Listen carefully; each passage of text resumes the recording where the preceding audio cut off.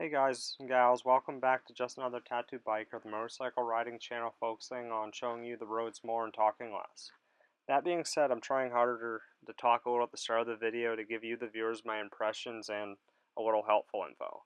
Today's video is 19 minutes long, showing some of the twists and turns of the North Carolina section of the ever-growing popular Route 28.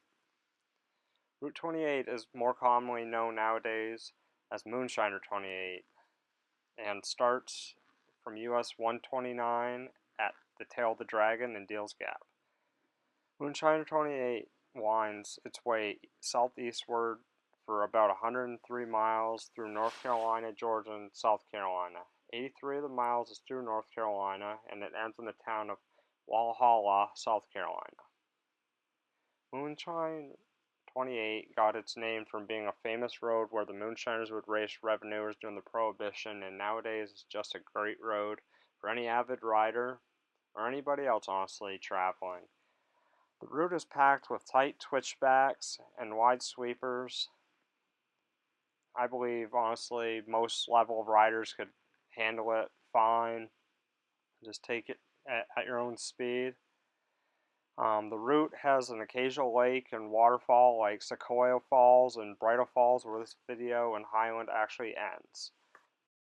Along Moonshiner 28, one can find plenty of motorcycle-friendly food spots as well, like Highland Smokehouse on the southern side of the North Carolina section, or Wolf General Store Cafe close to the northern side. Wolf General Store Cafe, I found looking at their website, also rents motorcycles and slingshots if that's something you need to do. And not too far away, right in Robbinsville, North Carolina, is also the Iron Horse Motorcycle Lodge.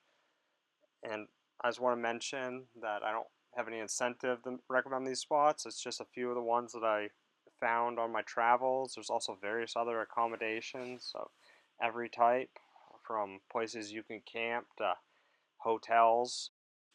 There's also plenty of non-food spots to stop, like there's several gem mines that I saw while I rode by, and there's unique stores like Junkin Style in Fonta Dam.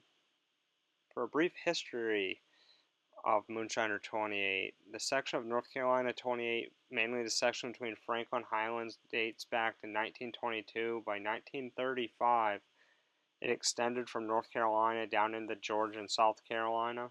The majority of the rest of the road, from my brief research, seems to have been the result of the destruction of Route 288, which began at Deals Gap and ran south. When the Fonta Dam was created in 1944, it caused the creation of Fonta Lake, which in turn caused the destruction of Route 288 and cut off various small communities in the area. Per a federal agreement, the new highway was constructed on the southern edge of the lake and designated as the continuance of Route 28, or as we've been calling it, Moonshiner 28. And it ran the rest of the way as it does today to US 128, or Deals Gap.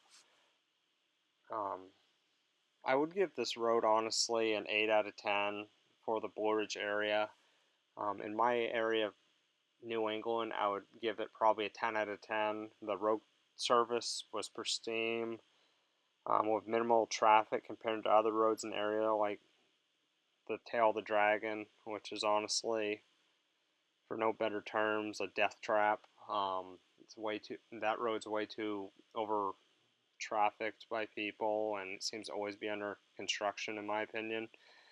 An experience, and I'd also give it an 8 out of 10 for the area because there's plenty of accommodations, as I said, on both the north and the south sides of the North Carolina section, and I'm sure the Georgia and South Carolina section is similar.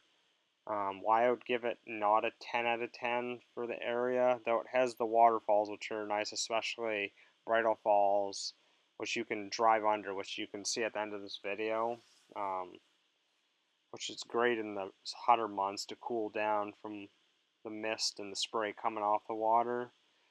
As unfortunately, the scenery compared to the rest of the area of the Blue Ridge Parkway, the Smokies, and the Foothill Parkways area is not as great, as you can see all the tunnels and the great views on a lot of the other roads, but very comparable to the views you would see on the Tail of the Dragon.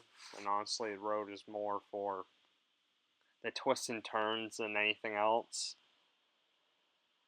I do have to give a disclaimer that my opinions and my experiences from this ride are from this year prior to May 2024 and in prior years when I've rode the area.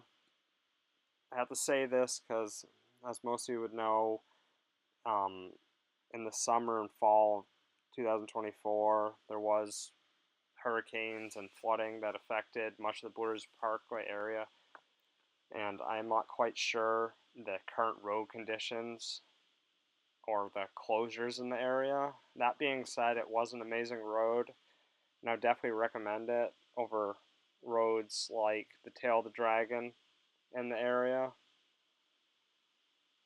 Please enjoy the video. Don't forget to share, subscribe, and comment for roads you'd like to see. And most importantly, guys, keep racing those sunsets.